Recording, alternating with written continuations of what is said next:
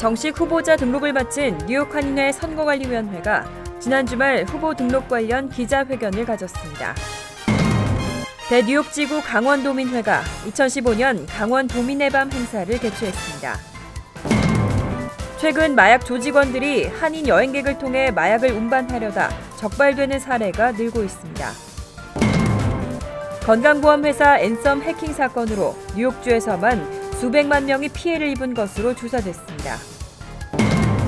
뉴욕시 청소국이 지난 1월부터 약 한 달간 뉴욕시 5개 보로에서 2,800여 장의 제설작업 위반 티켓을 발부한 것으로 집계됐습니다. 이상은 이 시각 주요 뉴스입니다.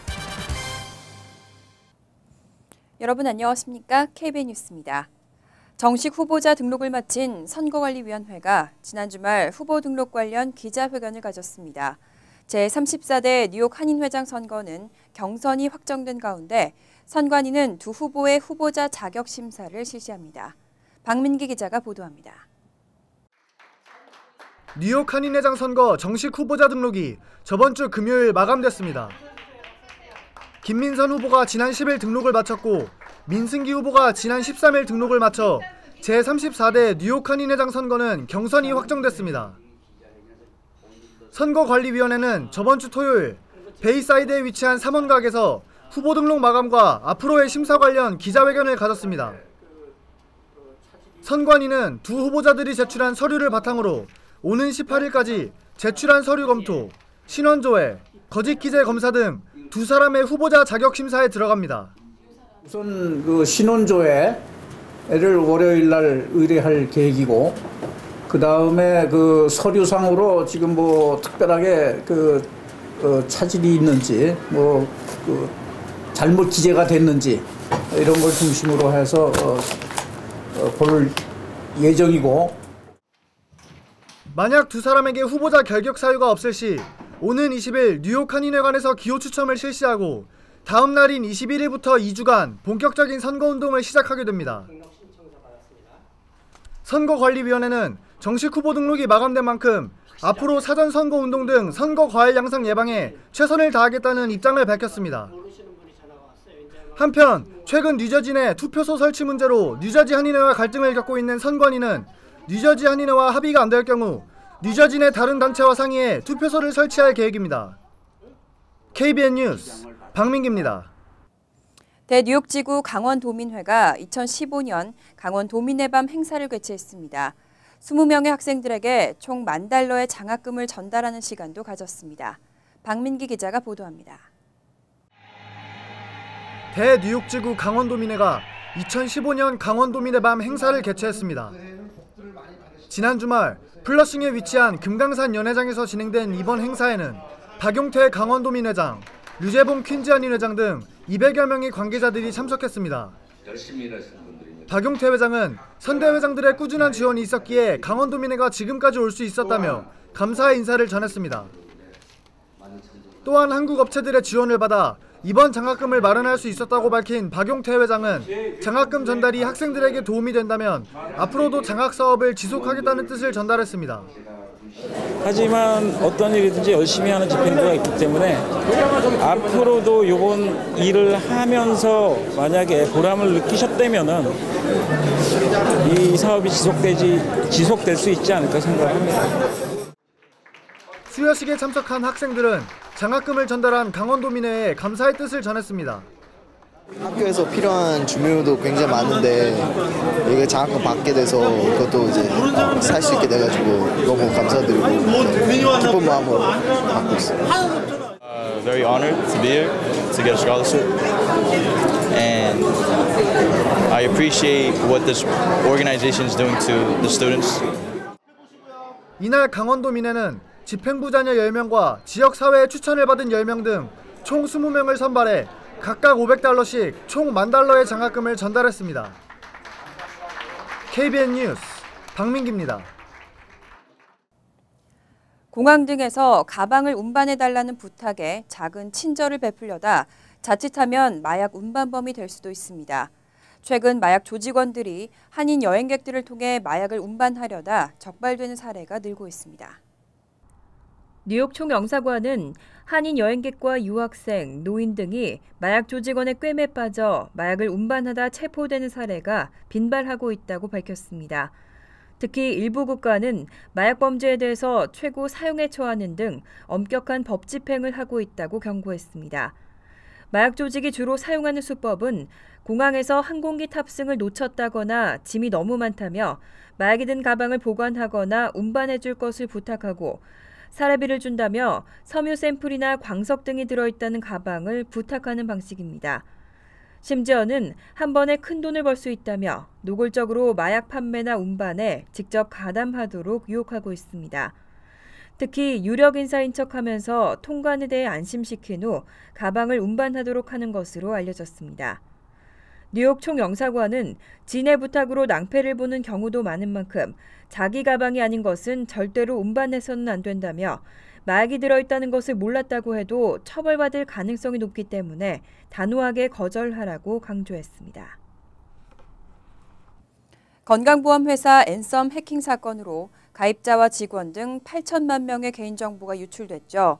이 가운데 뉴욕주에서만 수백만 명이 피해를 입은 것으로 조사됐습니다. 앤썸이 운영하는 보험 프로그램 엠파이어 블루크로스 측은 뉴욕주 가입자 가운데 주 전역에서 최소 450만 명의 개인정보가 유출됐다고 밝혔습니다. 엠파이어 블루크로스 대변인은 과거 가입자들도 피해를 입은 것으로 파악되고 있지만 아직 정확히 몇 명의 정보가 해킹됐는지는 알기 어렵다며 현재 이를 확인하기 위한 작업이 진행 중이라고 설명했습니다. 한편 이번 해킹 사건으로 엠파이어 블루크로스에 가입된 여러 노조와 교육기관 등도 피해를 당한 것으로 파악되고 있습니다. 특히 뉴욕 주립대도 이 보험사를 사용하고 있는데 직원 3만 4천여 명분의 정보가 유출된 것으로 파악되고 있습니다. 이에 따라 앤썸은 피해자를 위한 크레딧 관찰 웹사이트를 개설해 가동하고 있습니다. 또 자체적으로 가입자와 직원들에게 개별적으로 통보하며 해당 프로그램 가입 요령 등을 안내하고 있습니다. 하지만 앤썸 측은 온라인이나 전화 사기를 방지하기 위해 우편으로만 연락을 취하고 있다고 당부했습니다. 2015년도 오바마 케어 플랜의 신규 가입은 어제로 마감됐습니다. 하지만 뉴욕주 보건국이 마감 이전에 가입 절차를 시작했지만 신청서 작성을 못 끝낸 경우에 한해서는 마감을 28일까지로 연장했습니다. 뉴욕주 보건국은 2015년도 오바마 케어 플랜 신규 가입 최종 마감 시한인 15일 오후 11시 59분까지 주 건강보험 상품거래소 웹사이트를 통해 가입 절차를 시작한 주민들에 한해 마감 시한을 오는 2월 28일까지 연장하기로 결정했습니다. 주 건보 상품 거래소 웹사이트를 방문해 계정 아이디를 생성한 후 가입 절차를 시작한 주민들에 한해서는 마감 시간 이전에 신청서 작성을 끝내지 못했더라도 이번 달 말까지 절차를 완료하면 오바마 케어 플랜 가입이 가능합니다. 단 2월 15일 이전에 신청 절차를 끝낸 가입자는 3월 1일부터 2월 28일까지 완료한 가입자는 4월 1일부터 건강보험 혜택을 받을 수 있습니다. 퀸즈 노던블러바드의 한인 상권을 대표하는 코리아 빌리지가 중국계로 넘어간 후 3년 만에 다시 매물로 나왔습니다. 하지만 마땅을 새 주인을 찾지 못하고 있는 실정입니다. 부동산 업계는 중국계 부동산 투자업체 에무트 프로퍼티사가 코리아 빌리지 빌딩을 경매로 인수한 지 3년 만에 매물로 내놓았다고 밝혔습니다. 코리아 빌리지 빌딩은 지난해 2월 이스턴 콘솔리데이티드사를 통해 3,200만 달러의 부동산 매물 리스트에 올라왔습니다. 하지만 주인을 찾지 못하자 회사 측은 LA를 비롯한 타주에도 매물로 내놓았지만 역시 인수자를 찾지 못했습니다. 이에 에무트 프로퍼티사는 올 들어 매각 주관사를 프리드만 로스 리얼티 서비스사로 교체하고 가격도 200만 달러 낮췄습니다. 현재 매입 의사를 보이고 있는 투자업체 두세 곳이 있는 것으로 전해졌지만 여전히 난항을 보이는 것으로 나타났습니다. 이 때문에 실제 리스팅 가격은 2,600에서 2,700만 달러까지 떨어져 있다는 소문도 나오고 있습니다. 부동산 업계에서는 코리아 빌리지 건은 클로징 조건을 까다롭게 적용하는 등 매매 조건이 좋지 않아 성사가 쉽지 않은 것으로 안다고 설명했습니다. 뉴욕시 공립학교 학생들의 처벌 규정이 완화됩니다. 학교 안에서 문제가 발생할 경우 무조건 911에 신고하기보다는 학교 측에서 학생을 교육하도록 하겠다는 방침입니다. 특히 불필요한 정학을 대폭 줄이겠다고 나섰습니다. 시교육국은 정학 처분의 기준 완화 등을 담은 훈육 규정 개정안을 발표했습니다. 교육국은 그간 훈육 규정이 지나치게 엄격해 불필요한 정학 조치가 많았다며 정학률을 줄이겠다고 밝혔습니다. 또 학생에게 문제가 발생했을 때 단순히 911에 신고하기보다 훈련된 교직원이 학생을 교육할 수 있도록 규정을 변경하겠다고 덧붙였습니다. 특히 학생들 간의 싸움 등의 경우 단순 처벌보다는 관련 당사자들의 갈등을 치유하는 이른바 회복적 조치를 더 많이 활용하겠다는 계획입니다. 한편 이런 훈육 규정 완화로 인해 학교 안전이 위협받을 수 있다는 지적에 대해서는 뉴욕시경과의 협력을 강화하고 안전한 교육 환경을 유지하겠다고 설명했습니다. 또 시경과 시장실을 포함해 교직원과 학부모 등으로 구성된 학교 환경 리더십 팀을 발족하기로 결정했습니다. 교육국은 이를 위해 $500만 이상의 예산을 투입하고 오는 3월 2일 공청회를 열어 여론을 수렴하겠다고 밝혔습니다. 요즘 추운 날씨에 눈까지 자주 내리면서 도로가 말이 아니죠.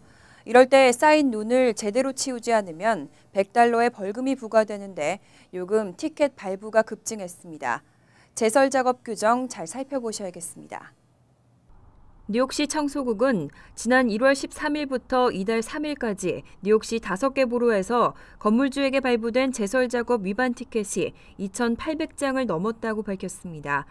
청소국은 건물 앞 보도블럭에 쌓인 눈을 치우지 않았거나 제대로 치우지 않은 경우 $100의 범칙금 티켓을 발부하고 있습니다.